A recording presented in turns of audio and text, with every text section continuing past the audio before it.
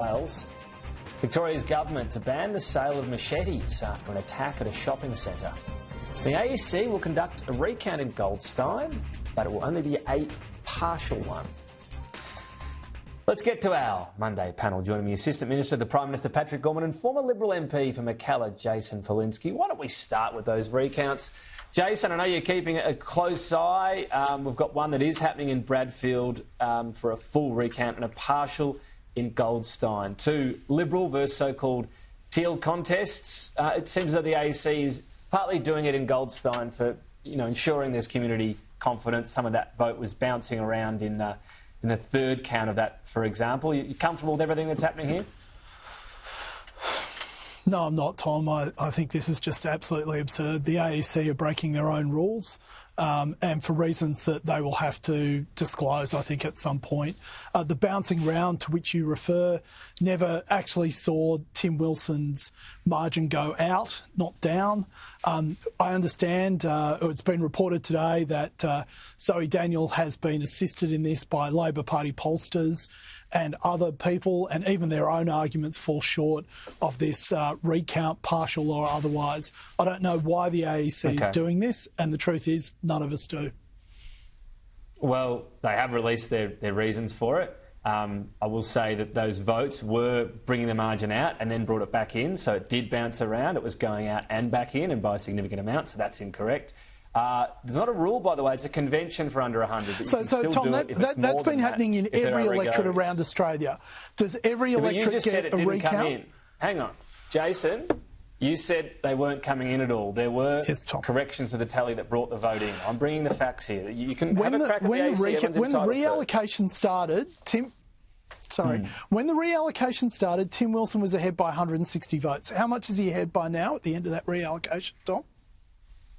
I'm not doing embarrasserial questions. It got out to 444. It came back to 260. My point is it bounced around. Well, it went up and it also came back. So there were corrections both ways. All right. Do you want a question back? Did the went out, were there corrections that also and it's further out. Were there corrections that also brought the vote closer, Jason? What was the net impact of those corrections, Tom? All right, we could do this all day. Obviously, the overall margin went up, but there were also corrections and tallies found that brought it closer, which you implied in your initial statement there weren't. All right. Well, you don't want to do this all day, so. Yes. Well, no, I'm just saying. Your first thing said the vote didn't come down at all. It did in some of the booths. Patrick, slice through here. Are there Labor people helping out Zoe Daniel, and is that appropriate? I'm not aware of that.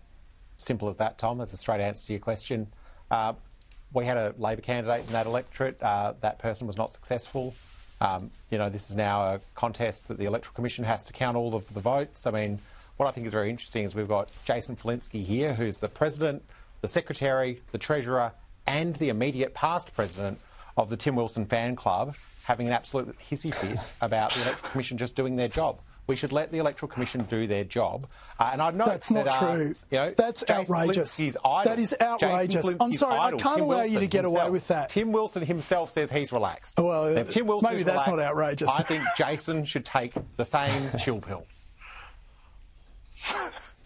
OK, look, you guys can say whatever you like, but the fact is that the margin has gone out. The AEC now has some sort of, it's bouncing around. His name is Simon Banks. He works for Pixis, which is the Labor Party's pollster, and this has been reported in the media. So I don't feel like I'm divulging insider information. So, I mean, clearly there are people employed by the Labor Party who are helping Zoe Daniel.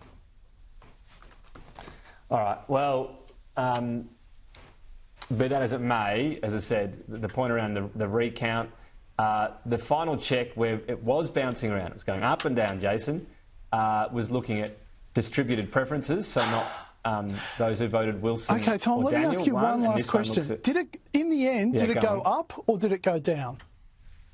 Let me ask you this question. In the end, did it go up or did it go down? I already answered that, Jason. You didn't answer whether or not. The answer is it went up. Piles found incorrectly that brought the margin down after it had gone up. So I played your game. I said, yes, the net amount was lower. You didn't say it went back down from 444. You can't say that. Sure. No, It went out to 440, came back to 260. Okay. It started at 160. Great. It bounced around. I mean, yes, the nature of account is that sometimes you go up, sometimes you go down. Pat, speaking of things prices, that only go up. Jason and I will sort of sort out everything else off air, and we'll see. One of us will be back next week, probably not me at this rate. Patrick, electricity prices. Talk about bouncing around. These just go up, don't they? There's no pledge from Labor this election. You just lost all your confidence on saying you'll bring them down? Oh, we took policies to this election which will help households and businesses with energy prices. We'll continue the rollout of renewable energy, which we know over time is the cheapest form of energy. We took an additional $150 energy bill rebate to this election, opposed by the Liberal Party, opposed by the National Party. But they're not real price cuts. And we took a policy at this election. That's using taxpayer money to take off prices from taxpayer bills. Well, we took a policy which has been successful at both our fight against inflation and our fight to support household budgets. We've done that on a number of occasions, and we took a policy to do that to this election, which we'll start to implement. Similarly, one of the other things we'll be implementing is our commitment around making it more affordable for households to get household batteries. That's something that we know will help with the security of our energy grids, help individual households with their energy costs, and help small businesses as well. All part of that broad range of programs to make sure that we have energy grids and the energy generation we need for the future. And I'll just say to all of your viewers, Tom, shop around. What we know is for those who are on the national energy market, you can shop around for a better deal. The default offer is just there as sort of a safety net, but you can shop around for a better deal. You can't do that in the West. We've only got one provider. But in the East Coast, you can shop around. Okay. Jason, where do you, just on nuclear, so the solution to what's happening between the two coalition partners around this moratorium on nuclear, lifting that I should say, what about from there? I mean, do you feel as though the party needs to take a major policy of differentiation to the election? Because it's going to take something, isn't it? Or are you just going to sort of avoid the fight on electricity and energy? So, Tom, is your suggestion that we should have a better policy than just shop around? Yeah, I think we should. You're quite right. We should have a differential policy to that. Yep. Yeah. Okay. Gee, look, I mean, the fact of the matter is Labor Party's policy on electricity has failed. It's been failing for quite some time. And, well, actually, as it turns out, we were going to shop around, as it turns out. But anyway, look, the fact is that under Labor, and you can... Pat can keep talking about nuclear until the cows come home or the sun goes down. But the fact of the matter is that electricity keeps going up. No matter how many subsidies they throw at it, Australians are paying more for their electricity than they ever had in a country that is endowed with more energy sources than virtually any other country on the face of the planet. It is a massive public policy failure. So yes, the Liberal Party should focus on structural reform in the energy market to improve cost of electricity. But doesn't it?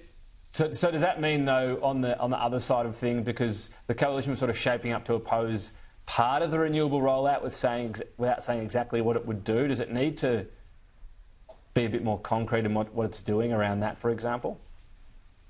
Well, I don't think... Well, Tom, my personal view is I don't think we should oppose the renewable energy rollout at all. I mean, but there are elements of it. They were saying, this is a bad idea here, or lack of community consultation here, without sort of being concrete. Are you talking about offshore wind? There was some offshore wind. There were other projects as well that were onshore, I think. Like?